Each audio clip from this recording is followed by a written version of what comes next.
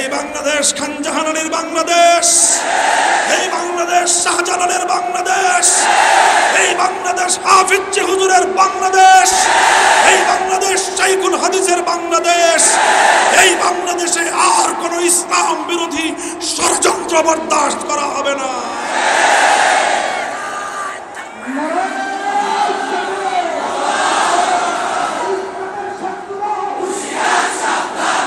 জাসদের নেতারা, ইনু তোমার আজকের এই পরিণাম কেন হয় বুঝো না? কেন জনতা তোমাকে লাথি মারে? একটু কারাগারের অন্তরালে বসে নতুন করে ভাববার আমি আহ্বান জানাই। মতিয়া চৌধুরী শেখ মুজিবের চামড়া দিয়ে ডুগডুগি বাজাবার চিন্তা করেছিলে, ঘোষণা দিয়েছিলে। কেন দিয়েছিলে সেদিন? তোমাদের 30,000 যুবককে তুলে নিয়ে শেখ মুজিবের গুন্ডা বাহিনী খুন করেছিল। শেখ হাসিনা, তুমি শুধু 15ই আগস্টের নিহতদের জন্য কান্না করো।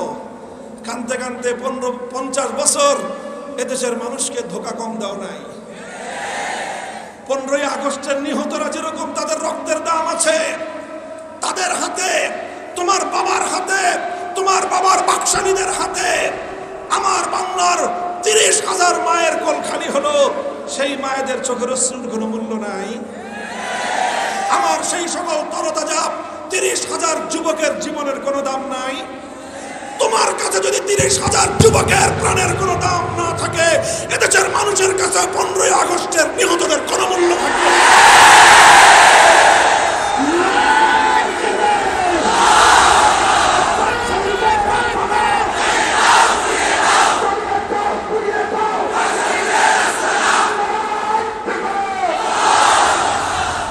আগস্টের ঘটনার পরে আন্তর্জাতিক গণমাধ্যমে সাক্ষাৎকার দিয়ে বক্তব্য দিল শেখ হাসিনা। বলল যে জাতি তার বাবাকে হত্যা করেছে, তিনি সেই জাতির কাছ থেকে প্রতিশোধ গ্রহণ করবেন। এটা ওপেন ঘোষণা। আজও মিডিয়া জগতে শেখ হাসিনার সেই ঘোষণা এখনো পর্যন্ত খুঁজে পাবেন। 1975 সাল থেকে 2024 সাল, 15ই আগস্ট থেকে 5ই আগস্ট, শেখ হাসিনার 50 বছরের রাজনীতি, প্রতিশোধের রাজনীতি। বাংলাদেশের মানুষের কাছ থেকে তিনি প্রতিশোধ গ্রহণ করেছেন। এদেশের মানুষ যেন মাথা তুলে দাঁড়াতে না পারে সেই ব্যবস্থা তিনি করেছেন। দেশটা যেন একটা তলাবিহীন ঝুড়িতে রূপান্তরিত হয় সেই ব্যবস্থা তিনি করেছেন। আমার কাছে আশ্চর্য লাগে, একটা বিধবা নারী,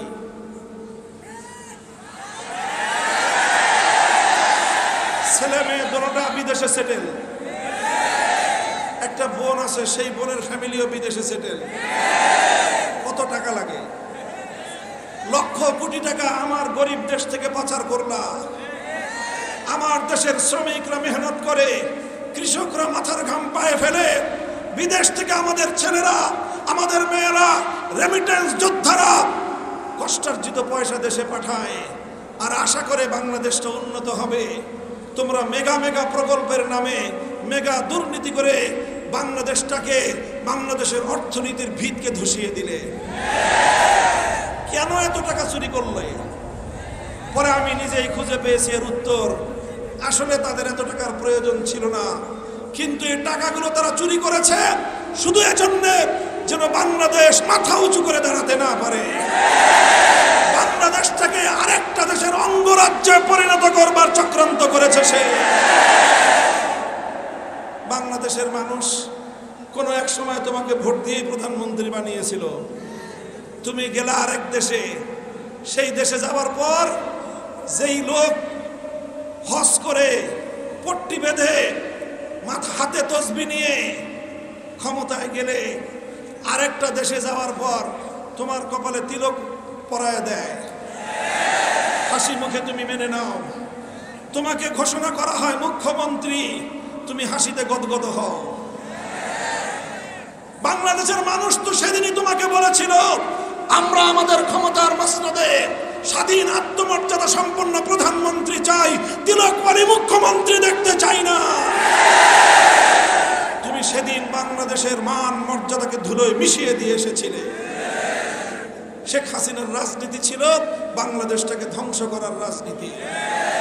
এই ধ্বংস করে সে ৭৫-এর প্রতিশোধ গ্রহণ করতে চেয়েছে। আর আর তার রাজনীতির দ্বিতীয় দর্শনটা ছিল ডিভাইড অ্যান্ড রুল। সেই ব্রিটিশ বেনিয়াদের তাদের যে পলিসি, তাদের যে কূটনীতি, সেই নীতির আলোকে বাংলাদেশটাকে ডিভাইড অ্যান্ড রুল, মুক্তিযুদ্ধের চেতনার ব্যবসা করে বাংলাদেশটাকে দুই ভাগে বিভক্ত করে রেখেছে। অথচ শেখ হাসিনার পরিবারের একজন সন্তান মুক্তিযুদ্ধে সশরীরে অংশগ্রহণ করে নাই। আর মুক্তিযুদ্ধের পরে তারাই হয়ে গেল মুক্তিযুদ্ধের প্রধান ডিলার। ভালো কথা, এরপরে বাংলাদেশকে বিগত ৫৫ বছর ধরে মুক্তিযুদ্ধের ভিত্তিতে দুই ভাগে ভাগ করেছে। উদ্দেশ্য মুক্তিযুদ্ধের চেতনা সমুন্নত করা নয়, উদ্দেশ্য ছিল দেশটাকে বিভক্ত করা। দেশের মানুষ যদি ঐক্যবদ্ধ হয়, এদেশ অন্য কোন দেশের করতলগত হবে না। এই জন্য দেশকে বিভক্ত করে রাখতে চেয়েছে। এই দুই পলিসি, একটা হলো প্রতিশোধের রাজনীতি, আরেকটা হলো বিভক্ত করার রাজনীতি। ৫০ বছর এই খেলাই বাংলাদেশে শেখ হাসিনা খেলেছে।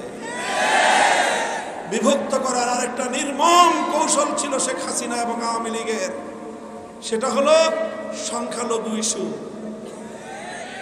সংখ্যালঘুদেরকে, হিন্দু, বৌদ্ধ, খ্রিস্টানদেরকে শেখ হাসিনার তার সন্ত্রাসীরা রাতের অন্ধকারে কালনাগিলি হয়ে ছোবল মারত, দিনের আলোতে ওঝা হয়ে ঝাড়তে আসতো।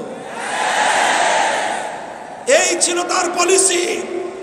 2024-এর ৫ আগস্টের পর এই বাংলাদেশ খানজাহান আলীর বাংলাদেশ, এই বাংলাদেশ শাহজালালের বাংলাদেশ, এই বাংলাদেশ হাফিজ হুজুরের বাংলাদেশ, এই বাংলাদেশ শাইখুল হাদিসের বাংলাদেশ।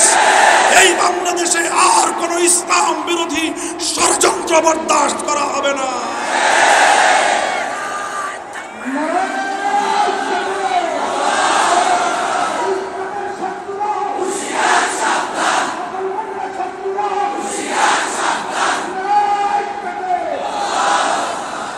আমি বলবো, এখন আমাদের সামনে অনেক বড় বড় চ্যালেঞ্জ রয়েছে। অর্থনীতির পুনরুদ্ধার করতে হবে, আইন শৃঙ্খলা রক্ষার পরিস্থিতিকে আবার পুনঃপ্রতিষ্ঠা করতে হবে। পুলিশের যে সকল নিরীহ নিরপরাধ লোকজন আছেন, আপনারা কাজ করুন, এদেশের জনগণ আপনাদেরকে সহযোগিতা করবে। আর যারা পুলিশের নামে লিক করেছিলেন, তাদেরকে বলবো, দয়া করে বাংলাদেশ ছেড়ে পালিয়ে যেতে পারলে পালিয়ে যান। এদেশের মানুষ আপনাদেরকে পেলে কোনোদিন তারা ক্ষমা করতে পারবে না। অন্তর্বর্তীকালীন সরকারকে বলবো যে আমার যতগুলো সন্তানকে খুন করা হয়েছে, 2013 সালে আমার ভাইদেরকে হত্যা করা হয়েছে, 2009 সালে আমাদের দেশপ্রেমিক সেনা কর্মকর্তাদেরকে হত্যা করা হয়েছে, 2021 সালে আমাদেরকে হত্যা করা হয়েছে, আমাদেরকে নির্বিচারে জেলখানায় পুরে রাখা হয়েছে, 2024 সালে আমাদের ছেলে মেয়েদেরকে নির্বিচারে হত্যা করা হয়েছে। প্রতিটি হত্যাকাণ্ডের বিচার চাই।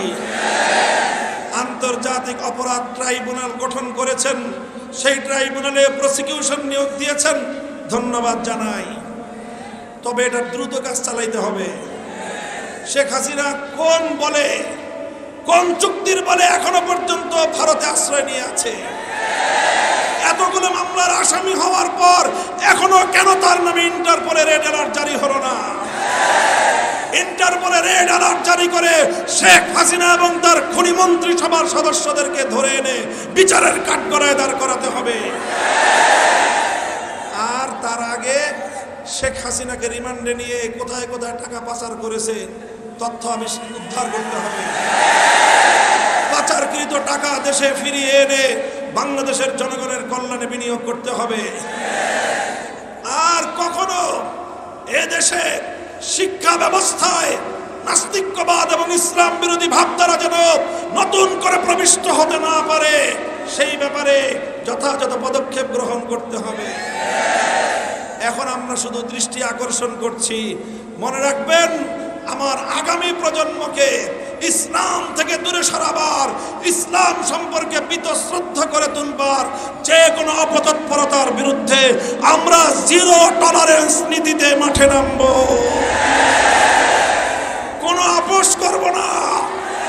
আমার সন্তানকে নাস্তিক বানাবার কোনো এজেন্ডা বাংলাদেশে বাস্তবায়ন হতে দেব না। ভালো ভালো কাজ করবেন, ভালো ভালো সহযোগিতা পাবেন। ইসলামকে নিয়ে ছিনিমিনি খেলতে চেষ্টা করবেন, মাথায় কাফনের কাপড় বেঁধে মাঠে নামবো। এদেশের ইসলামপন্থীদেরকে মূল্যায়ন করার চেষ্টা করুন।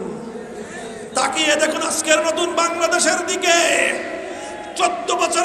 15 বছরের নিষ্পেষণ থেকে বেরিয়ে আসার পর আজ গোটা বাংলাদেশে বাদ ভাঙ্গা জোয়ার ছুটেছে ইসলাম রাজনীতি, খেলাফতের রাজনীতির প্রতি। এই সিমটমটা বুঝবার জন্য আজকের বাংলাদেশের সকল মহলকে আমি উদাত্ত আহ্বান জানাই।